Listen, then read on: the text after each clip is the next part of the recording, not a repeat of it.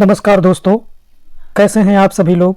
हमें आशा है कि आप लोग स्वस्थ, मस्त और ज़बरदस्त होंगे। आप सभी लोगों का टी एग्ज़ाम परीक्षा में स्वागत है। आज हम लोग प्राचीन इतिहास के प्रारंभिक वैदिक सभ्यता टॉपिक से 15 MCQ का डिस्कशन करेंगे जो प्रतियोगी परीक्षा में पूछा जाता है। अतः बिना किसी देरी के हम क्लास को शुरू करते हैं। क्वेश्चन नंबर पहला है, 1500 से 1500 ईसा पूर्व की 30 ऋग्वेद पांडुलिपियों को यूनेस्को की memory of the world registered में किस वर्ष शामिल किया गया था। ऑप्शन ए है 2008 में, ऑप्शन बी है 2005 में, ऑप्शन सी है 2009 में, ऑप्शन डी है 2007 में। चलिए आप सभी लोग बताइए।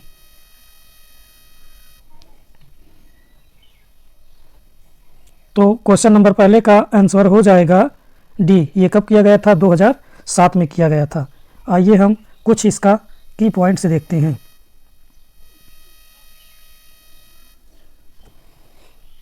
वर्ष 2007 में 30 ऋग्वेद पांडुलिपियों को यूनेस्को की स्मृति विश्व रजिस्टर में शामिल किया गया था। ऋग्वेद को 10 पुस्तकों में बांटा गया है जिसे मंडलायुक्त के नाम से जाना जाता है।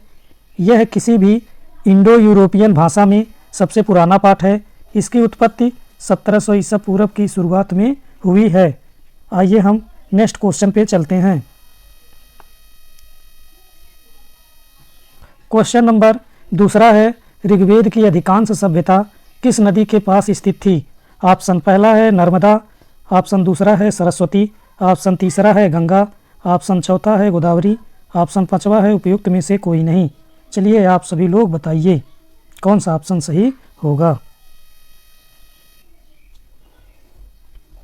तो दूसरे का ऑप्शन हो जाएगा दूसरा ऑप्शन, सरस्वती नदी के पास स्थित थी। चलिए हम इसका कुछ की पॉइंट्स देखते हैं।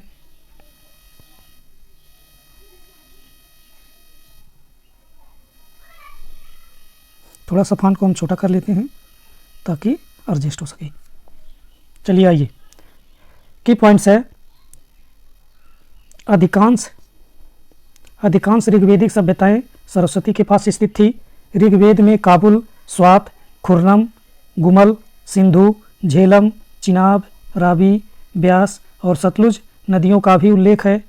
ऋग्वेद के नदी स्तुति सूक्त में प्रशंसा को नदियों की प्रशंसा का स्रोत कहा जाता है।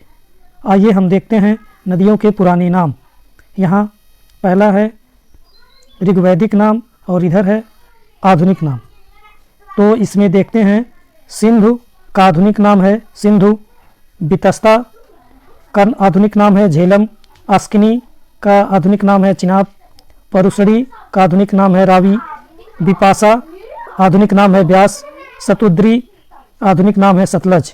ये बहुत ही महत्वपूर्ण है जो प्रतियोगी परीक्षाओं में पूछा जाता है। ये आप सभी लोग इसको याद कर लीजिएगा। चलिए हम नेक्स्ट क्वेश्चन पर चलते हैं। क्वेश्चन नंबर 3 है, सेनानी, कुलाप, ग्रामणी मुख्य रूप से किस वेद में वर्णित पदाधिकारी हैं। ऑप्शन पहला है ऋग्वेद, दूसरा है सामवेद, तीसरा है यजुर्वेद, चौथा है अथर्ववेद। आइए आप सभी लोग बताइए। तो क्वेश्चन तीसरे का आंसर हो जाएगा ऑप्शन नंबर पहला ऋग्वेद। आइए हम इसका कुछ की पॉइंट्स देखते हैं।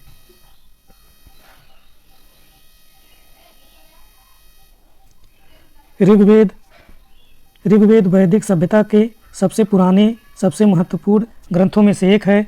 यह मुख्य रूप से विभिन्न देवताओं को समर्पित स्रोतों का संग्रह है।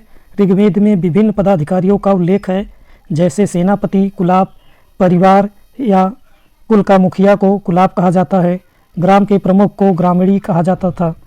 ये भूमिकाएं वैदिक काल के सामाजिक और प्रशासनिक संगठन में महत्वपूर्ण थीं।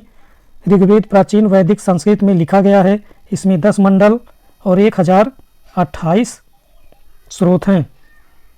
सेनानी शब्द वैदिक काल में युद्ध के दौरान सैनिकों का नेतृत्व और संगठन करने वाले सेनापतियों को संदर्भित करता है। कुलाप परिवार या कुल के मुखिया को दर्शाता है, जो पारिवारिक या कुल के क्रम परंपराओं में बनाए रखने में महत्वपूर्ण भूमिका निभाता है। ग्रामीणी ग्राम प्रमुख के लिए उपयुक्त शब्द था, जो ग्राम प्रशासन और स्थानीय शासन का निरीक्षण करता था। वैदिक साहित्य, वैदिक ग्रंथों को 4 मुख्य श्रेणियों में विभाजित किया गया है: ऋग्वेद, सामवेद, यजुर्वेद और अथर्ववेद। प्रत्येक वैदिक अनुष्ठानों और ज्ञान प्रणाली में विभिन्न उद्देश्यों की पूर्ति करता है। वैदिक समाज, वैदिक काल के दौरान समाज को विभिन्न भूमिकाओं और जिम्मेदारियों में व्यवस्थित किया गया था, जिसमें एक स्पष्ट पदानुक्रम और श्रम का विभाजन था, जो ग्रंथ में वर्णित पदाधिकारियों में परिलक्षित होता है। चलिए अब हम नेक्स्ट क्वेश्चन पे चलते हैं।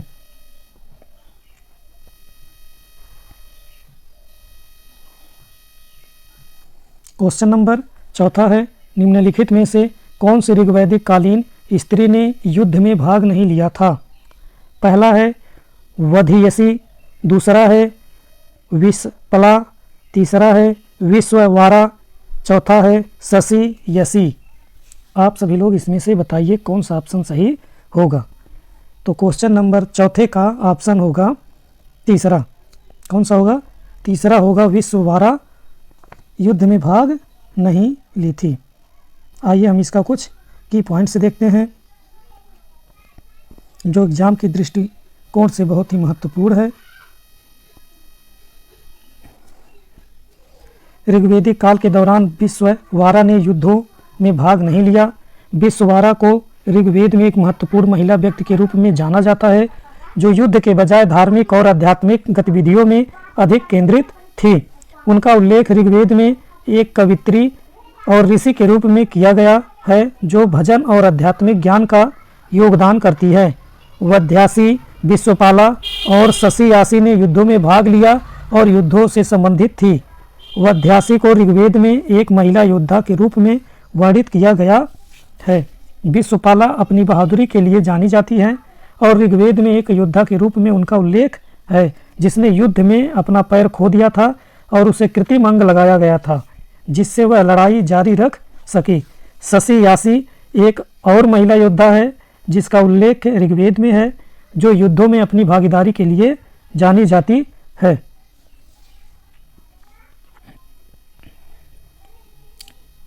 चलिए अब हम कुछ इसका एडिशनल इन्फॉर्मेशन दिया है, जो आप सभी लोग इसको देख लीजिएगा। ऋग्वैदिक समाज में महिलाओं की दशा कैसी थी, ये आप सभी लोग इसको देख लीजिएगा। चलते हैं हम नेक्स्ट पेज पे। क्वेश्चन नंबर 5 पे आते हैं। निम्नलिखित में से कौन आर्यों का सबसे महत्वपूर्ण देवता था? पहला है अग्नि, दूसरा है पशुपतिनाथ, तीसरा है मारुत, चौथा है इंद्र। आप सभी लोग इसमें से बताइए कौन सा आर्यों का सबसे प्रमुख देवता था। तो कौन सा था? ये था इंद्र। तो विकल्प नंबर 4 सही हो जाएगा। कौन से थे? इंद्र थे। आइए हम कुछ इसका एडिशनल इन्फॉर्मेशन देख लेते हैं। इन्फॉर्मेशन देखते हैं। इंद्र वैदिक आर्यों के सबसे प्रमुख देवता थे। उन्हें देवताओं का राजा माना जाता था। वे मुख्य रूप से वर्षा, गरज और युद्ध के देवता के रूप में जाने जाते थे। अक्सर युद्धों में विजय के लिए उनका आवाहन किया जाता था। ऋग्वेद में, जो आर्यों के सबसे प्राचीन पवित्र ग्रंथों में से एक है, इंद्र का बार बार उल्लेख किया गया है। उनके लिए 250 से अधिक स्रोतों में समर्पित है। उन्होंने आर्य पौराणिक कथाओं में एक महत्वपूर्ण भूमिका निभाई। अक्सर सर्प वृत्त, जो सूखे का प्रतीक था, का वध करते हुए दिखाया गया है, जिससे जल निकलता है। ये बाकी एडिशनल इन्फॉर्मेशन है, इसको आप सभी लोग देख लीजिएगा। हम चलते हैं क्वेश्चन नंबर 6 पर आते हैं। क्वेश्चन नंबर 6 है, गायत्री मंत्र के नाम से प्रसिद्ध मंत्र की प्राचीनतम घटना निम्नलिखित में से किस पाठ में मिलती है? पहला है भगवद गीता, दूसरा है अथर्ववेद, तीसरा है ऋग्वेद, चौथा है मनुस्मृति। चलिए आप सभी लोग बताइए इसमें से कौन सा ऑप्शन सही होगा। तो किसमें मिलता है? ये मिलता है आपका ऋग्वेद में। तो ऑप्शन नंबर 3 सही हो जाएगा। चलिए आइए हम इसका कुछ की पॉइंट से देख लेते हैं। इसका की पॉइंट्स दिया है। गायत्री मंत्र को पहली बार ऋग्वेद में दर्ज किया गया था। लगभग 2500 से 3500 साल पहले संस्कृत में लिखा गया था। गायत्री मंत्र में 24 भाग होते हैं, जो 8 भागों में त्रिक के अंदर व्यवस्थित होते हैं। गायत्री मंत्र का जाप करने से न केवल जप करने वाला बल्कि सुनने वाला भी शुद्ध हो जाता है। गायत्री मंत्र ऋग्वेद के तीसरे मंडल से आता है। इस मंडल में मुख्य रूप से अग्नि और इंद्र के 62 भजन हैं। यह पारिवारिक पुस्तकों दूसरे और 7वें मंडल में से एक है, जो ऋग्वेद का सबसे पुराना मूल है। इस मंडल में एक गैर आर्य जनजाति की कत्स का भी उल्लेख है, जो अधिकांश विद्वानों का मानना है कि बिहार में मगध के पास कहीं का निवासी था। कुछ इसका इम्पोर्टेंट पॉइंट्स दिया गया है, जो आप सभी लोग इसको देख लीजिएगा।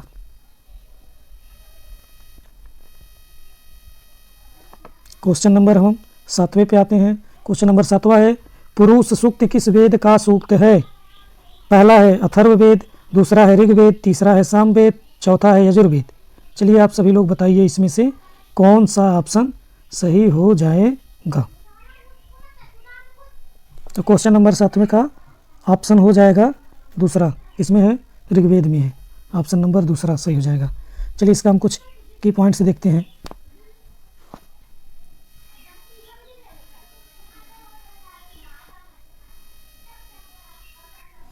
इसका की पॉइंट्स है कि पुरुष सूक्त ऋग्वेद का एक सूक्त है। ऋग्वेद के 10वें मंडल में पुरुष सूक्त विवाह समारोह को दर्शाता है। कुछ इसका एडिशनल इन्फॉर्मेशन है, इसको आप सभी लोग देख लीजिएगा।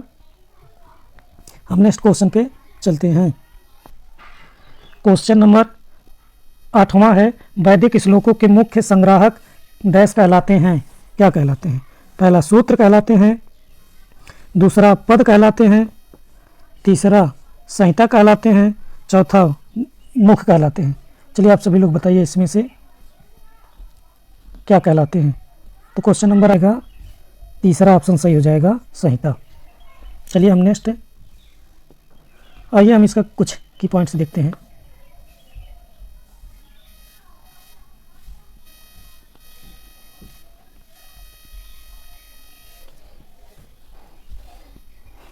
इसका की पॉइंट्स है, ऋग्वेद संहिता का सबसे पुराना विद्यमान भारतीय ग्रंथ है।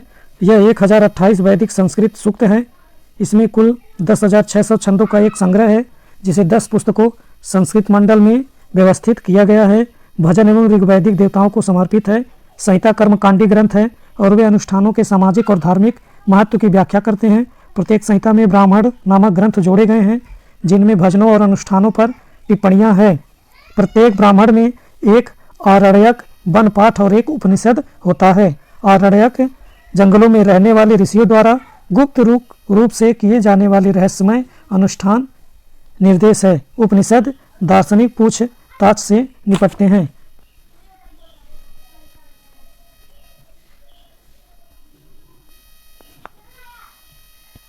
ये बाकी कुछ इंपॉर्टेंट पॉइंट्स हैं, जो आप सभी लोग इसको देख लीजिएगा। हम नेक्स्ट क्वेश्चन पे चलते हैं। क्वेश्चन नंबर 9 है, सामवेद को भारतीय में डैश के प्राथमिक स्रोतों में से एक माना जाता है? पहला है मुद्रा माना जाता है, दूसरा है कपड़ा डिजाइन, तीसरा है औषधि, चौथा है संगीत और कला। आप सभी लोग इसमें से बताइए कौन सा ऑप्शन सही होगा। तो क्वेश्चन नंबर 9 का ये हो जाएगा चौथा ऑप्शन, संगीत और कला सही हो जाएगा। कौन सा होगा? संगीत और कला, चौथा नंबर आपका सही हो जाएगा। आइए हम कुछ इसका की पॉइंट्स देख लेते हैं।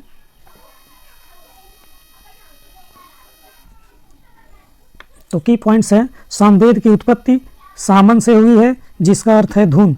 यह धुनों का एक संग्रह है। सामवेद मंत्रों की पुस्तक है, जिसमें 1549 सूक्त थे। सभी सूक्त 75 को छोड़कर ऋग्वेद से लिए गए थे। उदगात्री ने सोम यज्ञ में सामवेद के सूक्तों का पाठ किया था। यह वेद भारतीय संगीत के लिए बहुत ही महत्वपूर्ण है। इसमें ध्रुपद राग है।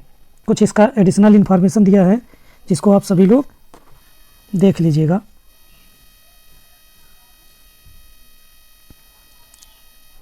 वीडियो को रोक करके देख लीजिएगा। चलिए हम नेक्स्ट क्वेश्चन पे चलते हैं।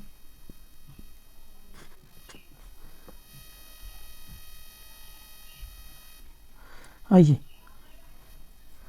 क्वेश्चन नंबर 10वें पे चलते हैं। ऋग्वेद के कई प्रसंगों में वर्णित अघन्या नाम का उल्लेख किसके लिए किया गया है? ऑप्शन पहला है पुजारी, दूसरा ऑप्शन है महिलाएं, तीसरा है गाय, चौथा है ब्राह्मण। आप सभी लोग इसमें बताइए कौन सा ऑप्शन सही होगा। तो यह होगा, अघन्या का अर्थ होता है न मारने योग्य जीव, प्राणी। किसे कहते थे? अघन्या को। अघन्या किसे कहते थे? तो ऑप्शन नंबर तीसरा हो जाएगा गाय। ये ऑप्शन सही हो जाएगा। चलिए इसका हम कुछ की पॉइंट्स देख लेते हैं। इसका की पॉइंट्स है, अघन्या शब्द ऋग्वेद में गाय को संदर्भित करता है। ऋग्वेद 4 वेदों में से एक है। इसमें संस्कृत ऋचाएँ शामिल हैं। यह 4 वेदों, पवित्र वेदों में सबसे पुराना है। इधर आइए हम देख, पहला मंडल है, इसमें 191 सूक्ति हैं, 2006 मंत्र हैं। कितने मंत्र हैं? 2006 मंत्र हैं। ऋषियों के नाम में हैं मधुचंद हैं, मेधातिथि हैं, गौतम हैं और कई अन्य लोग हैं। दूसरे मंडल में 43 सूक्ति है, 429 मंत्र हैं। गृत समदा और उनका परिवार है। तीसरे मंडल में 62 सूक्ति है, 617 मंत्र हैं। विश्वामित्र ऋषि हैं और उनका परिवार है। चौथे मंडल में 58 सूक्ति है, 589 मंत्र हैं। वामदेव ऋषि हैं और उनका परिवार है। पाँचवें मंडल में 87 सूक्त है, 727 मंत्र है। अत्रि ऋषि हैं और उनका परिवार है। छठवें मंडल में 75 सूक्ति है, 765 मंत्र हैं। भरद्वाज ऋषि हैं और उनका परिवार है। सातवां मंडल में 104 सूक्ति हैं, 841 मंत्र हैं। वशिष्ठ और उनका परिवार है। आठवें मंडल में 103 सूक्ति हैं, 1716 मंत्र हैं। कण्व ऋषि हैं, अंगिरा ऋषि हैं और उनका परिवार है। नौवें मंडल में 114 सूक्ति है, 1108 मंत्र हैं। सोम देवता ऋषि हैं, लेकिन विभिन्न और भी ऋषि हैं। 10वें मंडल में 191 सूक्ति हैं, 1754 मंत्र हैं। बिमदा ऋषि हैं, इंद्र हैं, सची हैं और अन्य ऋषि हैं। कुछ यहाँ एडिशनल इन्फॉर्मेशन दिया गया है जो आप सभी लोग देख लीजिएगा, जो एग्जाम के दृष्टिकोण से बहुत ही महत्वपूर्ण है। आइए हम क्वेश्चन नंबर 11 पर आते हैं। क्वेश्चन नंबर 11 है, ऋग्वेद की अधिकांश सभ्यताएं किस नदी के पास स्थित थी? ऑप्शन पहला है नर्मदा, दूसरा ऑप्शन है सरस्वती, तीसरा है गंगा, चौथा है गोदावरी। तो इसमें से कौन सा ऑप्शन सही हो जाएगा? तो इसमें से आपका ऑप्शन नंबर दूसरा सरस्वती नदी सही हो जाएगा। आइए इसका हम कुछ की पॉइंट्स देख लेते हैं।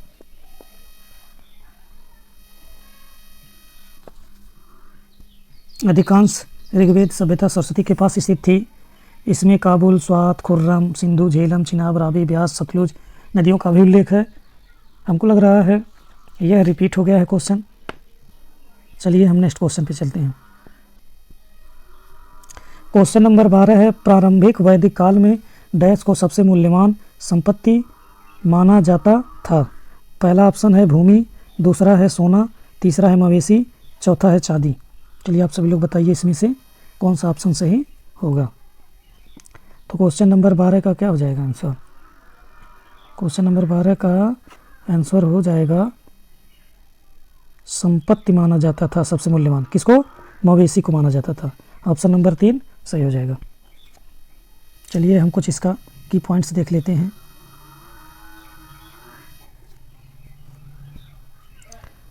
1500 ईसा पूर्व और 600 ईसा पूर्व के बीच की अवधि को निम्न में विभाजित किया जा सकता है।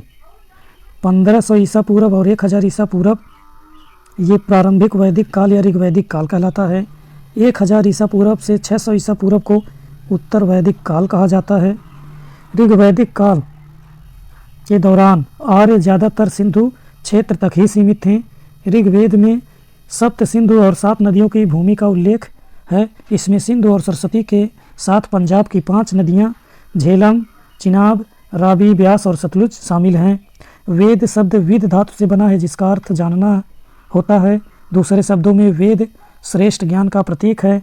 ऋग्वैदिक आर्य पशुपालक थे, उनका व्यवसाय पशुपालन था। उनकी संपत्ति का अनुमान उनकी मवेशियों के संदर्भ में लगाया गया था।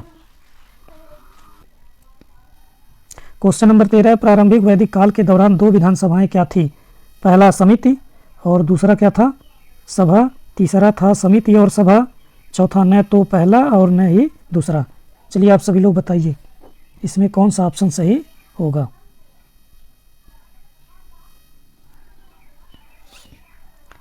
तो क्वेश्चन नंबर 13 का हो जाएगा, ये आपका समिति भी था और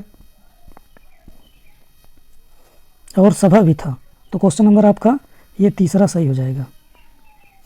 चलिए हम इसका कुछ की पॉइंट्स देख लेते हैं।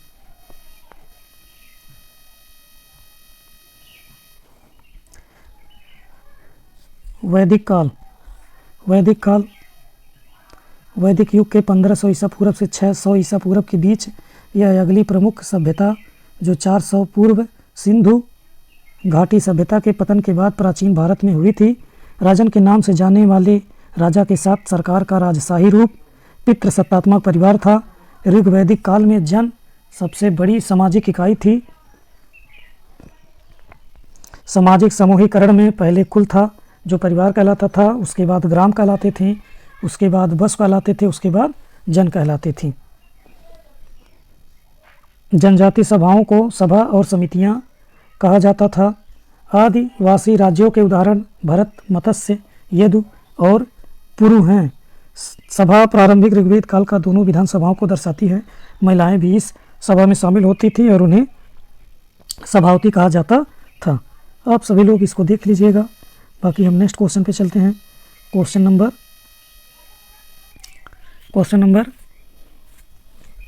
14वां है कि वैदिक आर्य सप्त सिंधु नामक क्षेत्र में रहते थे, जिसका अर्थ 7 नदियों द्वारा संचित क्षेत्र है। 7 नदियों में से एक नदी झेलम है। इसका प्राचीन नाम क्या था? ऑप्शन पहला है अस्किनी, दूसरा है परुसड़ी, तीसरा है विपाशा, चौथा है वितस्ता। चलिए आप सभी लोग बताइए इसमें से कौन सा ऑप्शन सही होगा। तो किस नदी को झेलम कहा जाता था? तो किसको कहा जाता था झेलम? तो इसका हो जाएगा वितस्ता को कहा जाता था। किसको? वितस्ता को। क्वेश्चन नंबर 4 सही हो जाएगा। चलिए आइए हम उसका कुछ की पॉइंट्स देखते हैं।